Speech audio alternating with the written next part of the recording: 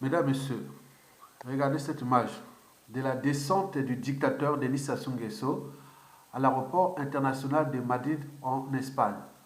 Vous le voyez ici, il a mis ses deux mains sur le bas-ventre. On dirait que ça faisait mal.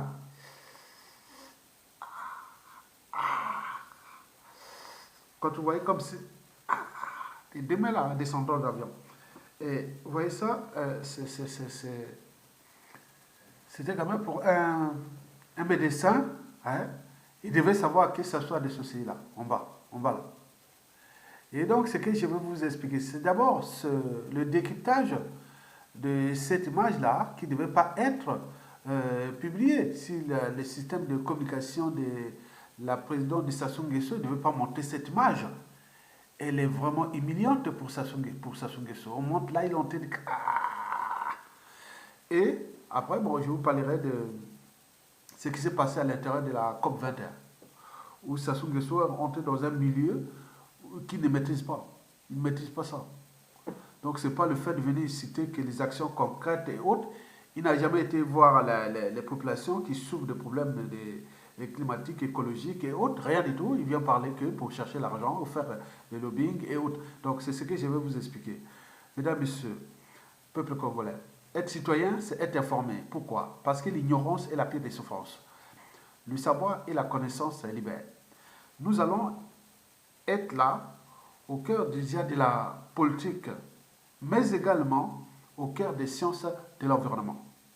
Mesdames, Messieurs, peuple congolais, pourquoi et comment Sassou Nguesso a-t-il été doublement humilié à la COP 25 à Madrid et en Espagne? Alors, qu'est-ce qu'il est venu faire là-bas? Mesdames, Messieurs, d'abord, pourquoi Sassou Nguesso a-t-il été doublement humilié à la COP 25 à Madrid, en Espagne? Cette COP 25 a commencé depuis le 2 décembre. Elle va se terminer le 13 décembre 2019. Bon, pourquoi Sassou a-t-il été humilié? D'abord parce que Denis Sassou Nguesso n'a jamais franchi ni les barrières de la raison, de la conscience, de la honte, du ridicule, de la stupidité, encore moins de l'indignité et du déshonneur. Sinon, ça se serait. Vous avez vu ces derniers temps, le jeune président français, Emmanuel Macron, n'a cessé de l'humilier. Mais lui, partout il passe, et que partout dans le monde, vous avez par exemple pu voir en Russie, partout il passe, il est humilié. Quelqu'un qui a au moins un cerveau, la raison, une âme et une conscience, il devait se dire non, mais il y a un souci. Donc beaucoup de gens n'osent plus s'afficher avec lui. J'ai vu même des chiens avoir honte. Vous voyez, l'humain, on dit c'est à partir de 7 ans qu'il y a l'âge de la raison. Hein? C'est l'âge de la raison, c'est à partir de 7 ans. Mais j'ai vu même les enfants faire une bêtise. À 2 ans, même l'enfant a honte. Il sait qu'il a honte, il ferme les yeux, il dit il a honte. Mais là, ça rien du tout. Sinon, on appelle ça Kimutu, Momoto, être humain. Non, là, il n'y a plus rien. Sassou n'est plus humain. Comment on peut vous humilier partout? Parce que il y a des moments dans la vie, on se dit non, bon, je laisse tomber. C'est trop, c'est trop. Mais là, rien du tout. Et il faut se dire que pour les Congolais, tant que Sassou Nguesso sera là encore à la tête de ce pays, le Congo-Brazzaville et le peuple congolais seront plus que jamais souillés. Vous savez, l'image du Congo, c'est comme on voit dans les entreprises. Hein, vous voyez?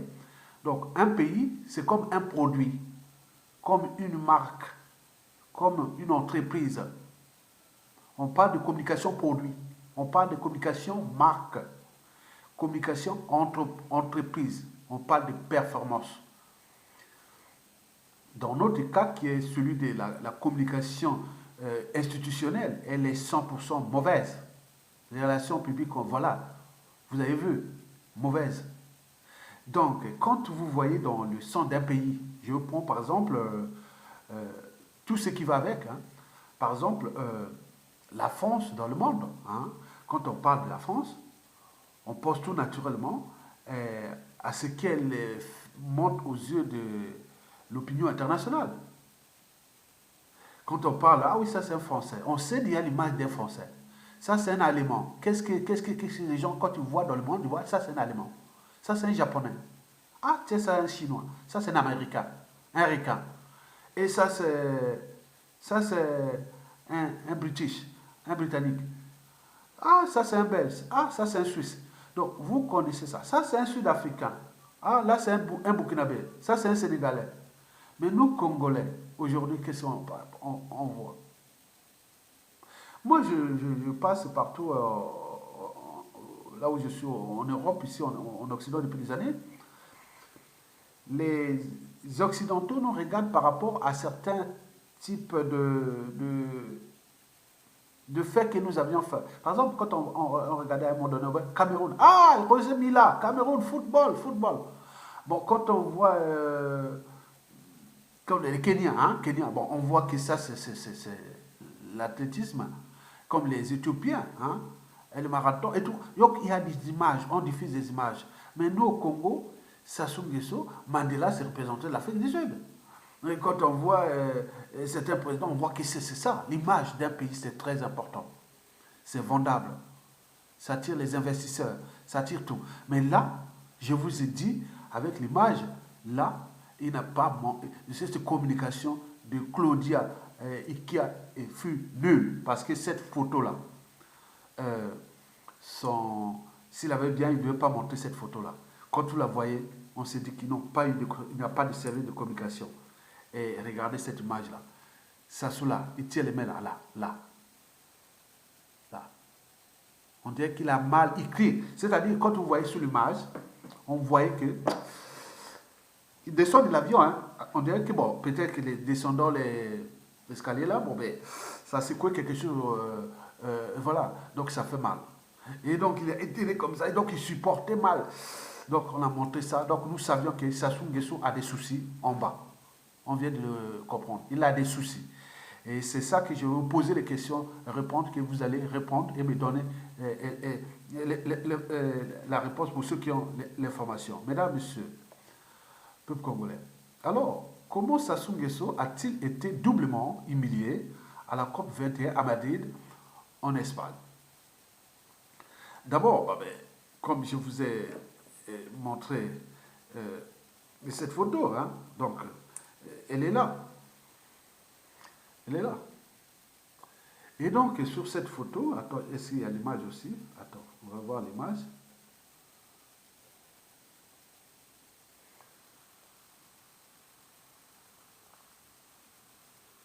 Regardez. Ah, regarde la gueule. Ah, excusez-moi, la tête, ouais. Ah, il avait vraiment mal, hein, en descendant de l'avion. Ah, c'est pas normal ça. J'ai vu que c'est pas normal. Alors, mesdames, messieurs, bon, donc en voyant cette photo-là, ça soutient. Quand quelqu'un descend d'avion, il met ses deux mains comme ça au bas-ventre. Qu'est-ce qu'il a? Donc, nous allons vous poser 5 questions concernant sa santé. 5 questions en réponse. Hein? Donc, je pose vrai ou faux. Et c'est vous qui allez répondre et me donner, ceux qui ont les informations vont me donner cette information. Bon, la première question est la suivante. Vrai ou faux? Le faux président, Denis Sassou Nguesso, avait-il des troubles digestifs, de type constipation, douleur autour et sous le nombril, hein, sous le nombril, et genre de gaz qui, voilà, donc des choses comme ça. Est-ce qu'il avait des problèmes de troubles digestifs?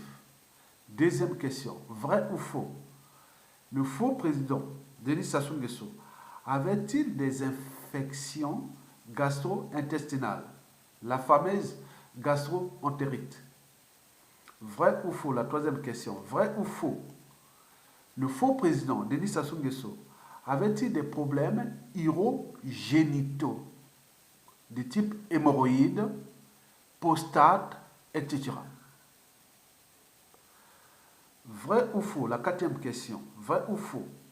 Le faux président avait-il quelque chose en bas-ventre qui le faisait mal? Mais lequel? Cinquième question et la dernière. Vrai ou faux? Le faux président avait-il la trouille ou peur d'être humilié à la COP 21? Je vous informe que parfois les stress émotionnels, voire traumatiques, peuvent engendrer un mal de ventre. Quand il y a trop de stress et autres, que ce soit émotionnel ou traumatique, il peut arriver un stress, tu as mal au ventre. Et donc peut-être qu'il avait ça. Donc, donnez-nous la réponse qui vous concerne et nous serons ravis d'entendre vos diagnostics. Je sais que les Congolais sont très intelligents. Ils vont me donner pourquoi ils tenaient on descend de l'avion, ils étaient là-bas. Vous avez tout compris. Mesdames, Messieurs, peuple congolais, passons maintenant pour voir comment Sassou Nguesso a-t-il été humilié à la COP 21 à Madrid. Donc vous allez observer cette image-là. C'est vraiment...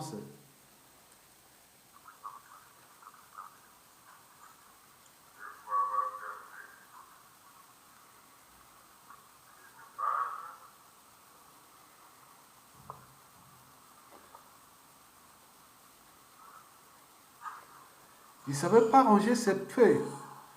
On lui a préparé un discours avec des feuilles 1 à je ne sais pas combien, 5 ou 6. Bon, on a fait ça dans le désordre et il ne savait même pas. Bon, donc il pouvait lire la première page et passer directement à la troisième et revenir à la deuxième. Donc il ne savait pas ce qui a été écrit. Et en plus, cet officier je sais pas, de service là a fait tomber les papiers là. Donc c'était vraiment du bazar. Regarde, il cherche. Et toute la salle regarde.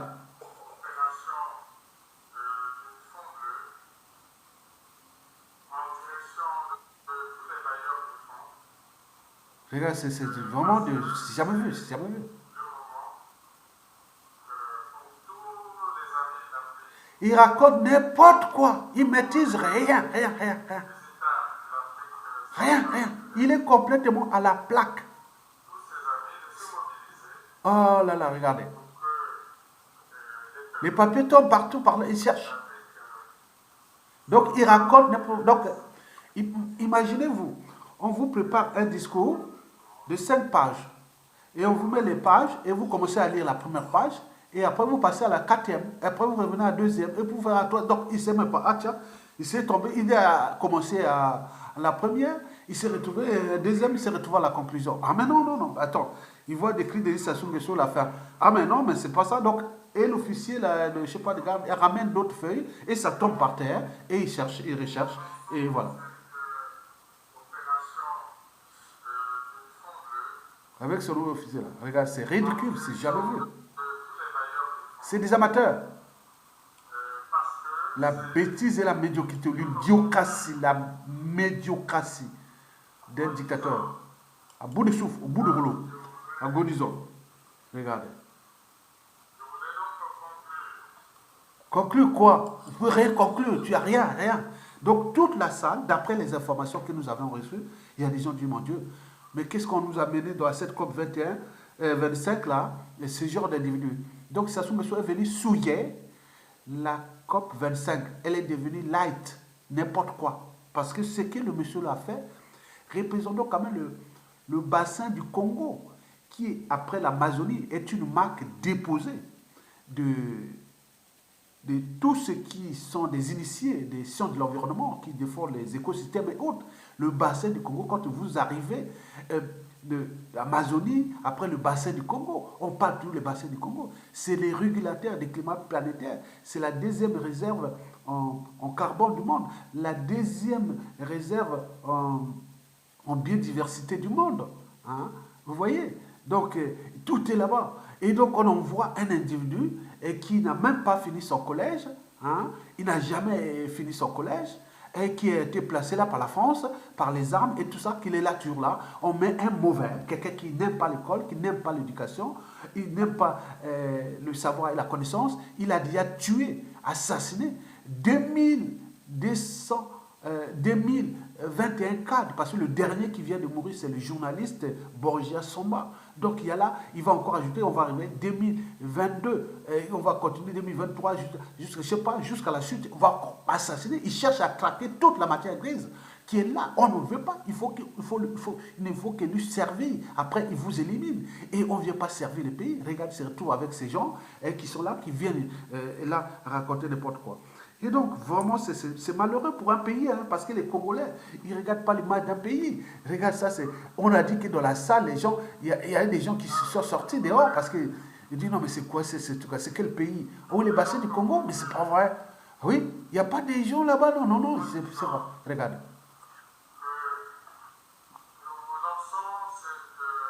Oh. Quand je vois ce mec-là, hein, Sassou Nguesso là, où est-ce que ça me rappelle? Ça me rappelle les années 85-86. Regardez quand on rentrait à la fac des sciences, hein, nous, à Brazzaville. Quand on se moquait de nous au campus Tilma ou au campus 1. Hein, parce que moi, quand j'étais au campus 1, j'étais à la chambre 32. Hein, vous allez au campus 1, vous voyez à la chambre 32 en haut là-bas. Hein, j'étais à la chambre 32. Et donc, mais on se moquait de Sassou, il faisait il ne savait pas quoi qu'il dit. On s'est dit, mais c'est quoi? Il a amélioré certes sa locution, mais pour le reste, le contenu est vide. Regardez ce qu'il fait. Regarde le monsieur à honte, il dit, mais regarde, attends, regarde.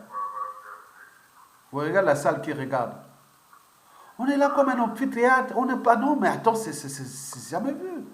C'est pas, oui, c'est vrai qu'il fut instituteur adjoint, c'est ça? Avec le niveau de collège, mais je ne sais pas comment. Bon, à l'époque, à l'indépendance, il n'y avait pas encore de cadres. Hein. On pouvait avoir un niveau 5e et être instituteur. Bon, voilà, donc c'était comme ça à la sortie des indépendances. Mais voilà l'homme du passé. C'est Sassou Nguesso. Vous croyez que c'était Jean-Marie Michel Mokoko? Il aurait déjà introduit d'autres termes. Hein? Il aurait dit introduit d'autres termes. Quelqu'un qui ne sait même pas tuter. Sassou Nguesso ne sait même pas tuter. Il ne sait même pas jouer au Facebook. Regarde Donald Trump, regarde Emmanuel Macron, regarde tous les trucs, ils vont sur Internet. Jean-Marie Michel Mokoko, au moment qu'il a mis en résidence surveillée, il envoyait tous les messages à lui sur Twitter, Facebook. Lui-même, il les envoyait. Je lui ai posé même des questions sur certaines dont il répondait à tout le monde. Vous voyez déjà ça? Arrêtez.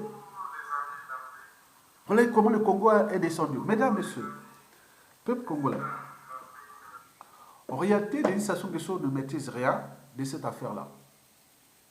Donc, c'est un milieu hein, qui ne connaît pas. Parce que les COP, ou la COP 25 aujourd'hui, n'est pas que pour faire la politique, le marché. Mais là, nous sommes dans l'application des sciences de l'environnement.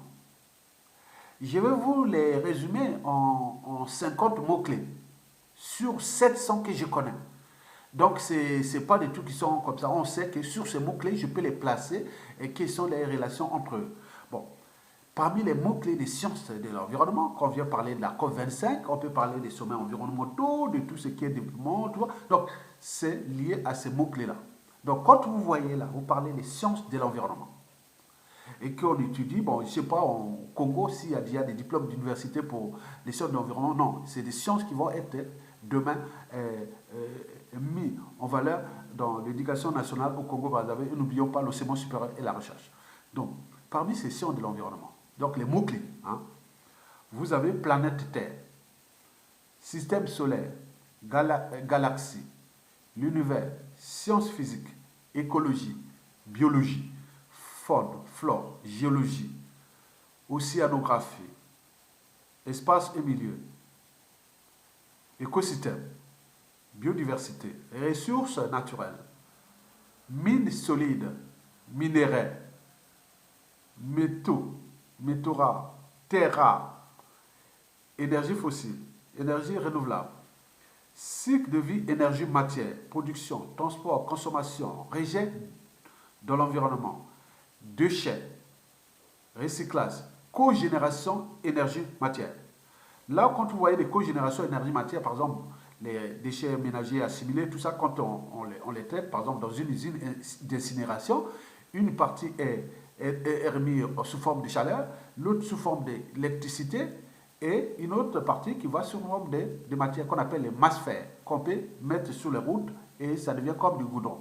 Bon, vous avez tout compris. Et donc, cycle de vie, énergie, matière, vous avez le droit de l'environnement, l'économie de l'environnement, empreinte écologique, normes environnementales, que ce soit les normes ISO 14000, tout ça. Bon, vous avez les normes qualité, normes 9000, vous avez des éco-produits, vous avez le développement soutenable, développement durable, bien sûr, croissance, produit intérieur brut, décroissance, permaculture, éco-citoyenneté, éducation à l'environnement, éco-association, éco-geste, éco-ONG, éco-collectivité locale, éco-tourisme, éco-marché, éco-développement, économie circulaire, valeurs vertes, pollution, nuisance, radiofréquence, antenne et relais, ondes électromagnétiques, vitalité de la communauté, diversité écologique et résilience, niveau de vie, santé, bonne gouvernance, etc. Donc, ça fait, quand on parle des sciences de l'environnement, ça fait partie aussi des politiques, des orientations et des directives générales, environnementales, économiques et sociales d'une collectivité, d'une région ou d'un État et voire d'un tout un continent. Mesdames et messieurs, peuple congolais. Alors, pourquoi l'escologiste Denis Sassou Nguesso a-t-il été invité, a-t-il été abusivement invité à la COP 25, alors qu'il ne devait pas être là? Et pourtant, il y a des gens qui pourraient bien mieux parler de ce bassin que lui. Avec ce qu'on vient de voir, les ridicules là. C'est descendu très bas. D'abord, je pense qu'il est allé là-bas pour 4 raisons. La première raison, c'est qu'il est allé là-bas pour prendre un peu d'air frais. Il est allé prendre un peu d'air frais parce que en Europe, bon, ben, vous savez que la peau, tu vois, la peau, il décape sa peau. La peau décapée supporte bien le froid que la chaleur. Parce que là-bas, c'est la saison des pluies, donc il fait chaud au pays. Donc avec sa peau décapée, et ici avec le froid, ça supporte. Donc il est venu là, donc ça lui a fait un bol d'air frais. Et donc c'est ça. Et donc, sur ce plan, on peut tout à fait admettre que ça a soulagé, quelque part, il allait là-bas pour soulager un peu, parce qu'à un moment donné, il est un peu interdit de venir ici en Occident, parce que là, il en profite de ses sommets pour venir soulager sa peau et aussi se soigner. Donc là, il est en train de se soigner là, quelque part, en Espagne, pour ces problèmes-là. Vous avez tout compris.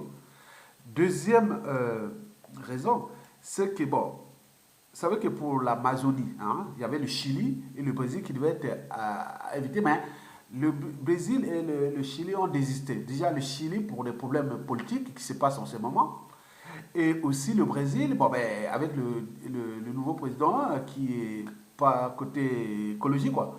Donc, elle a boudé. Donc, il fallait aller chercher quelqu'un qui représentait le deuxième bassin le plus important après l'Amazonie. Donc, c'est le Congo, le bassin du Congo. Donc, on a allé chercher l'indicateur de Sassou Nguesso. Mais là, les lobbying et les intérêts Force Afrique sur Sassou Nguesso ont joué beaucoup sur le choix de Denis Sassou Nguesso comme porte-parole du bassin du Congo à COP 25. Vous allez par exemple voir le Tchad, ils disent au début, bon, le Tchad ne finance pas le bassin du Congo, il est dans une partie sud, bien sûr, mais ils disent au début, aller parler de ça, c'est pas ce qui l'intéresse. Bon, au Cameroun, Paul Biya, vous voyez comment il marchait là à l'Élysée, il faut le tenir, sinon il va pas aller perdre son temps en Espagne pour des trucs inutiles pour lui. Donc il a sa priorité d'abord sa santé et conserver sa tyrannie, c'est pas ces trucs-là qui l'intéressent. Donc maintenant le Gabon. Le Gabon, Ali Bongo, on ne sait pas où il se trouve, on ne sait pas qui gouverne le Gabon aujourd'hui, on ne sait pas. Bon, il restait la Centrafrique. Touadéra, il va dire, bon, lui aurait pu venir, celui qui aurait pu venir parler de l'art, crédible. Il est un professeur d'université, mathématicien, il connaît bien ça. Il a étudié les sciences physiques, biologie, géologie, tout ça. Il a ça dans la tête. Il peut au moins comprendre des choses. On te voit la dimension politique, économique, autre. Au moins, il connaît quelque chose. Mais là, ça sur un niveau cinquième qui vient parler, voilà. Et donc, non, il a eu le niveau troisième. Voilà. Ça soit le niveau de collège troisième, voilà. Enfin, bon, donc, Touadéra, bon, ben, il a désisté. Bon, je ne sais pas pourquoi il n'est pas venu là. C'est lui qui devait être vraiment crédible pour en termes de tout ce qui est, voilà. Après, il y a la RDC. Tshisekedi a dû donner un coup de main à Denis Sassou Nguesso pour dire, bon, ben, je laisse la place aux vieux et pour qu'il aille faire un peu de lobbying là-bas pour lui, bon, donc, pour se soutenir. Hein. Et donc, en résumé, cette COP 21 est une COP light, de bas niveau, quoi. Parce qu'avec ce qu'on vit sous là, bon, ça sert à rien. Et donc là, il a été là-bas, donc il n'a reçu ni mandat du peuple congolais, parce que c'est un faux président, illégal et illégitime, et ni mandat des peuples du bassin du Congo, parce que là-bas, bon, ben, Sassou détruit l'humain et la nature. On ne peut pas défendre le bassin du Congo quand on détruit l'humain et la nature. C'est un non-sens. Donc cette COP 21 là devient quand même caduque quelque part, avec la présence de ce monsieur-là.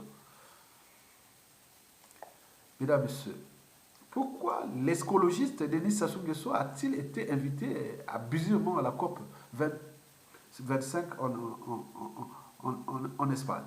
Bon, la troisième raison, c'est la France-Afrique et Denis Sassou Nguesso sont à la recherche de l'argent frais pour financer,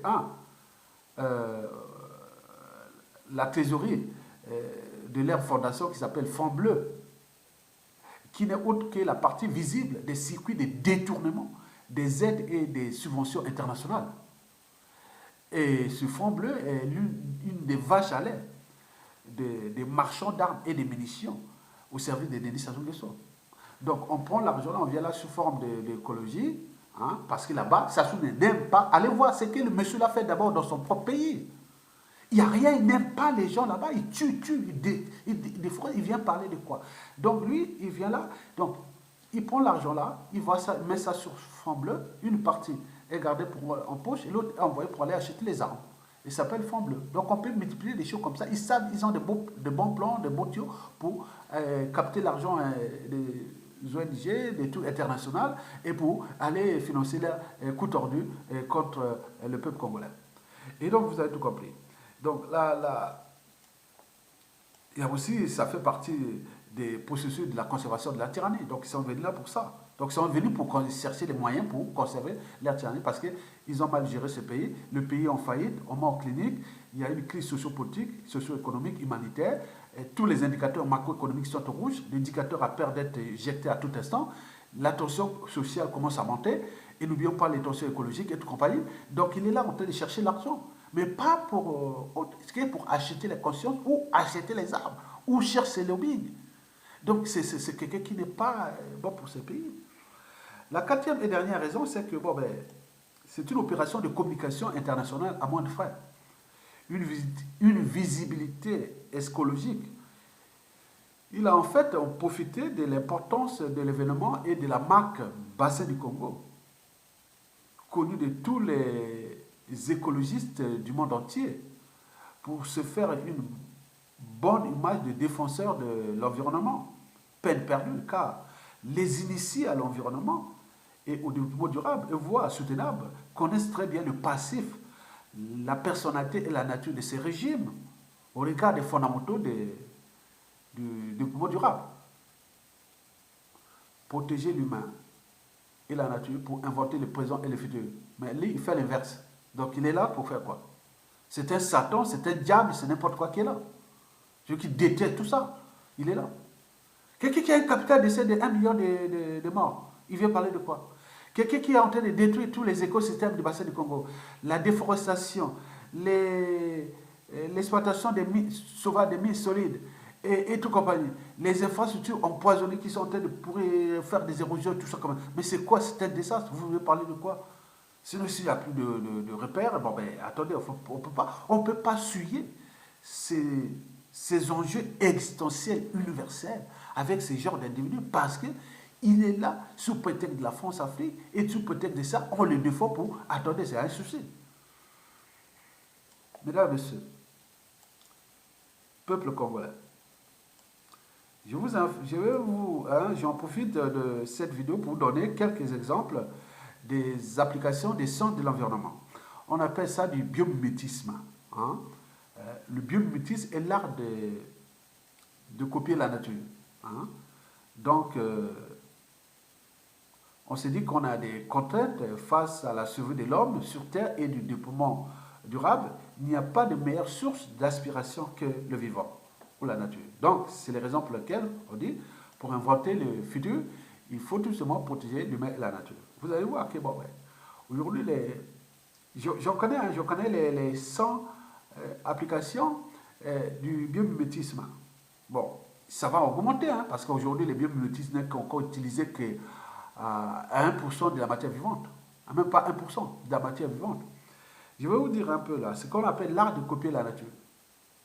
Voici quelques exemples hein, que je vais vous donner, hein, comme ça vous aurez... Par exemple, l'étude des oiseaux a permis aux humains de voler l'avion. C'est inspiré des oiseaux. Par exemple, le colibri, hein, en vol stationnaire, bon, vous connaissez les avions britanniques, les tornados, qui peuvent décoller, rester à vol stationnaire et partir en vitesse. Voilà. C'est pas comme l'hélicoptère, hein, non, mais là, c'est copié du colibri, les tornados britanniques, les avions de chasse britanniques, c'est copié là. Donc, il peut partir d'un porte-avions, il n'y a pas besoin de décoller, d'une piste, il s'élève comme un hélicoptère comme ça, après, il va. Donc, il peut rester en vol stationnaire. Voilà, donc, vous avez tout compris.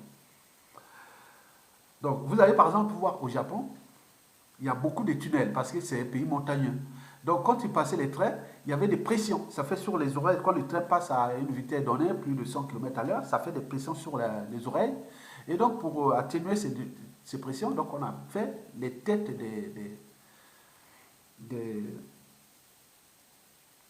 des trains qui sont pointus, comme les TGV, comme autres. On le voit aussi sur les avions, pointus, les avions de chasse, parce que c'est pour éviter la pression. Donc, c'est inspiré des oiseaux. On est d'accord? Vous avez le système d'impair ou de parapluie. C'est inspiré des systèmes auto-nettoyants des nénuphars. Vous avez les termitières. Ils ont inventé des systèmes de climatisation passive. Par exemple, en Afrique, dans le désert du Kalahari, au sud de l'Afrique, en Afrique australe, et aussi dans le désert du Sahara, le plus grand espace désertique du monde, les températures le jour peuvent aller de 40 à 50 degrés, plus de 50 degrés.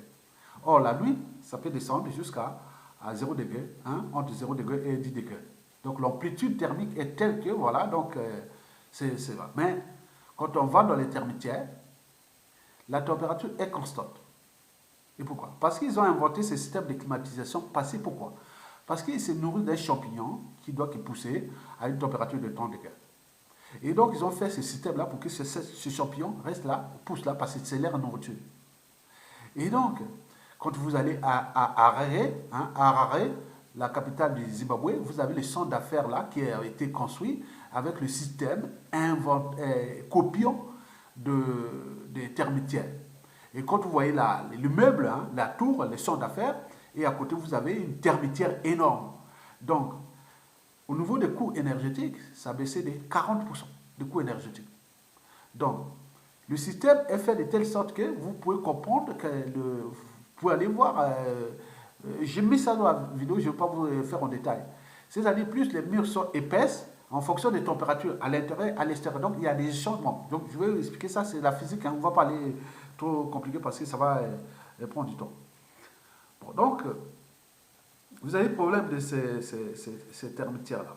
Donc, ils ont inventé, s'il n'y avait pas ces termitières, on n'a pas créé ce système de climatisation passive. Il n'y a pas de soufflerie, il n'y a rien. Donc, les termitières, il n'y a pas de soufflerie. On vient en une termitière, on voit que ça souffle un climatiseur autre. Non, tout est déjà fait. Donc, il y a des gens qui sont en train d'inventer beaucoup de constructions tenant compte de l'application de ce biomulti des termitières. Mais c'est aussi des sociétés ingénieurs. Ingénieurs, ça fait partie des super société ingénieuse. Parce que quand il arrive, ils sont détruits. Parce que nous, moi, euh, à l'Équateur, hein, à Makwa, hein, quand j'étais à l'école primaire, au collège, hein, donc nous on est parfois dans la nature. Hein, donc il y a à Makwa, là, il y a l'entrée de la jungle, hein, la canopée, et l'autre côté, il y a aussi la savane. Donc nous on allait chercher voilà, aller chercher des fruits, aller s'amuser, voilà, donc dans la nature là. Mais parfois on arrivait à casser les termitières. Et donc, quand on cassait les termitières, là, on dit, moi, je casse là, tout ça, là, on fait. Vous revenez une semaine après, c'est reconstruit. Ils n'ont pas besoin d'attendre qu'il allait chercher l'aide ou autre. Non, c'est reconstruit. Donc, c'est des sociétés ingénieuses. Et donc, il faut tenir compte de ça. Et je vais vous dire aussi que bon, les sonars, c'est inspiré des baleines. Les sonars des sous-marins, c'est inspiré des baleines. Les radars inspirés des dauphins et les médicaments inspirés des plantes. Hein. La géolocalisation est inspirée de certains poissons, des oiseaux. Bon, par exemple, les caméras infrarouges, c'est inspiré des serpents.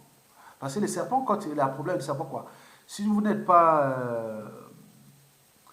s'il n'y a pas de source de chaleur, le serpent ne voit pas. Vous mettez un oiseau, un oiseau ou un animal mort, le serpent ne saura même pas qu'il est là. Déjà, il sort très mal, et donc il va passer là, bon ben ça va. Mais il faut qu'il y ait une source de chaleur. Donc lui, avec son système d'infrarouge, il sait que la souris est en train de bouger là, il voit que la source rouge là. Donc il vient là, boum, boum, boum, il attaque. Et donc vous avez tout compris ça. Donc il y a beaucoup de caméras infrarouges, les caméras thermosensibles, ou voilà, des trucs comme ça, hein, voilà. Infrarouges thermosensibles, hein.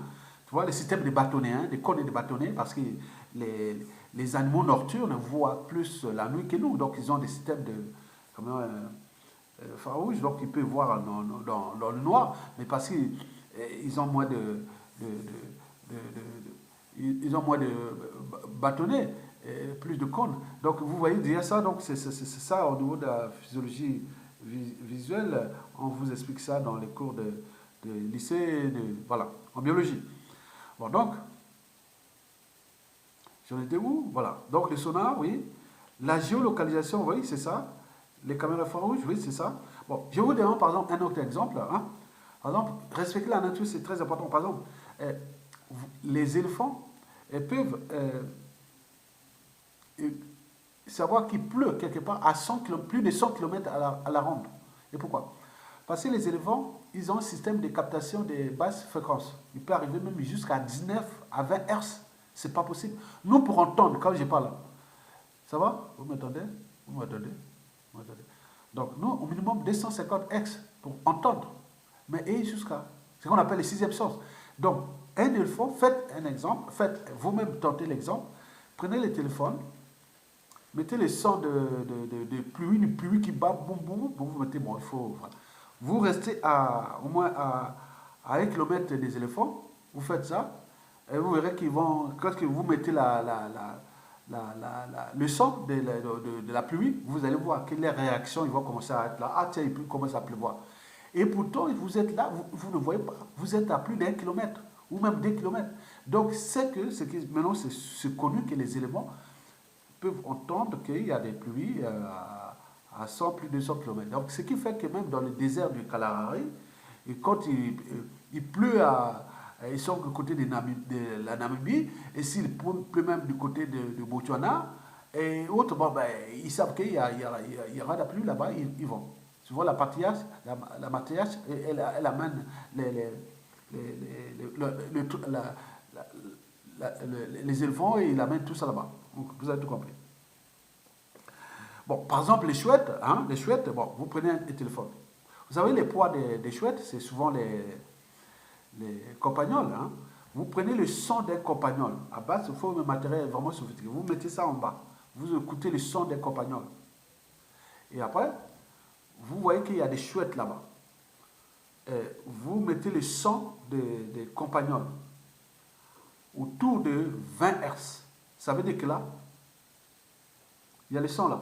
Est-ce que vous écoutez? Vous n'écoutez pas. Mais lui, il écoute là-bas. À plus de 500 mètres, il sait qu'il y a un compagnon. Donc, il va venir, vous laissez ce téléphone là. avec le son là qui fait là de Copagnol, on parle de l'herbe. Vous verrez que la chouette va venir là-bas, depuis peut-être 200, 300, 500 mètres d'altitude là-bas. Il va venir tout droit jusqu'à cet endroit-là. Donc il y a un système genre de géolocalisation qui est là, dans les oreilles de la chouette qui sont enfouies en fait. Il y a un système là qui est là, il y a une autre détection là. Donc, bon, vous avez tout compris. Donc il y a des trucs comme ça. Et vous voyez que par exemple les poissons, c'est un système d'électrosensible. Les poissons, vous mettez certains poissons, il y a d'autres poissons qui se cachent, et vous voyez qu'ils viennent comme ça, boum, il va les trouver dans le sable. Mais parce qu'il y a ce système-là électrosensible. Hein? Donc c'est un genre de courant électrique qui se fait entre eux. Donc ce que nous appelons sixième sens, mais c'est que tout est là, on est en rapport étroit entre la physique et la biologie. La biologie, c'est le vivant, hein, qui est en rapport avec tout ce qui est des phénomènes, des fréquences, des décibels, de tout ça, c'est la physique. Mesdames et messieurs, peu congolais, je vous remercie et à bientôt.